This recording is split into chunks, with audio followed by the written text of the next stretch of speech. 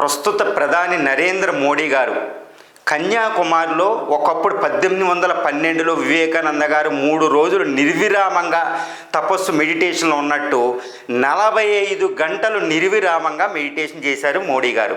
ఇది నిజమా? ఇది వాస్తవం. 45 గంటలండి. ఓపింగ్ 45 hours meditation, continuous meditation by sitting. 73 years ఉంది. 73 సంవత్సరాల ఒక వ్యక్తి బాసి పెట్టలేసుకుని క్రాసులు ఎగ్గడ కూర్చుని 45 గంటలు తపస్సు చేయగలుగుతారా? ఇప్పుడు మన జనరేషన్లో ఉన్న వాళ్ళందరికీ ఒక డౌట్ వస్తుంది, అరే కిందే కూర్చోలేకపోతున్నాము ఒక గంట అని. అది కూడా ఆలోచనని స్తంభింపజేసి మెడిటేషన్ చేశారా, లేకపోతే ఇది ఒక ఎలక్షన్ స్టంటా అనేది పెద్ద వచ్చేసింది. ఎందుకంటే లాస్ట్ ఫేజ్ ఆఫ్ ఎలక్షన్స్ ఇంకా క్యాంపెయిన్ చేసి వచ్చేసారు, ఇంకా ఎలక్షన్ కూడా అవ్వలేదు, దాన్ని ఇన్ఫ్లుయెన్స్ చేయడానికి అని మమతా అందరూ అంటున్నారు. ఇది నిజమా కాదా ఫస్ట్ పరిశీలిద్దాం.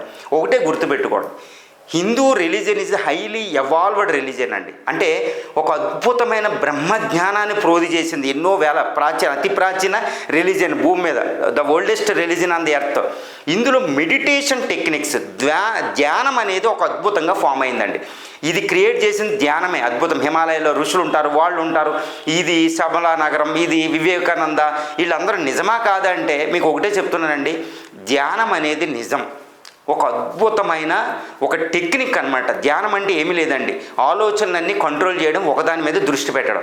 ఇప్పుడు ప్రైమ్ మినిస్టర్ మోడీ గారు చేశారా అంటే చేశారు అని నేను చెప్తాను. ఎందుకంటే ఆయన లైఫ్ స్టైల్ ఇదంతా బట్టే విశ్వశక్తిని గ్రహించే శక్తి, అంటే యూనివర్సల్ కాస్మిక్ ఎనర్జీని స్వీకరిస్తున్నారు కాబట్టి ఆయన కూర్చోగలుగుతారు. నెక్స్ట్ రెండోది ఏంటంటే, ఆయన ప్రైమ్ మినిస్టర్ అవ్వకముందు టూర్ అప్పుడు కూడా ఇండియా అంతా తిరిగి ఎన్నో ఆశ్రమాల్లో గడిపాయన. కాబట్టి ఆయనకి ధ్యానం అనే టెక్నిక్ అనేది పూర్తిగా అక్వైంట్ అయింది, పూర్తిగా గ్రహించాడు ఆయన. మూడోది ఏంటంటే, ఆయన 45 గంటలు కూర్చోగలగాలంటే 2 కండిషన్ తప్పనిసరిగా నిర్వర్తించాలి. అవేంటంటే, విశ్వశక్తిని గ్రహించుకోగలిగినప్పుడే బ్లిస్ఫుల్ స్టేట్కి వెళ్ళి, ఆత్మ సంతృప్తికి వెళ్ళి ఆయన ఆలోచనలు కంట్రోల్ చేయగలుగుతారు. అది జరిగి ఉండాలి, అది జరిగింది, ఆయనకు అది ఉంది. రెండోది ఏంటంటే, గురువుల ఆశీర్వాదం లేకపోతే అక్కడ సమాధి స్థితిలో 45 గంటలు కూర్చోవడం అసంభవం. అదొకటి జరిగింది. కాబట్టి ప్రైమ్ మినిస్టర్ మోడీ గారు ధ్యానం అనేది నిజాయితీతో కూడింది, నిజమైనది.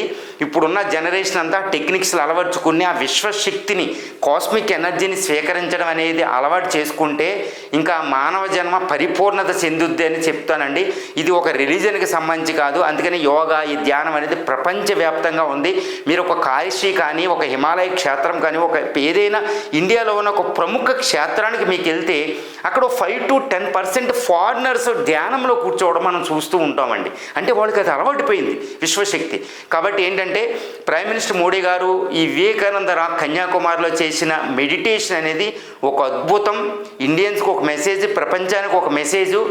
అది నిజంగా వాస్తవంగా ఆయన చేసిన మెడిటేషన్ అనేది నిజమని ఒక్కాణిస్తాం.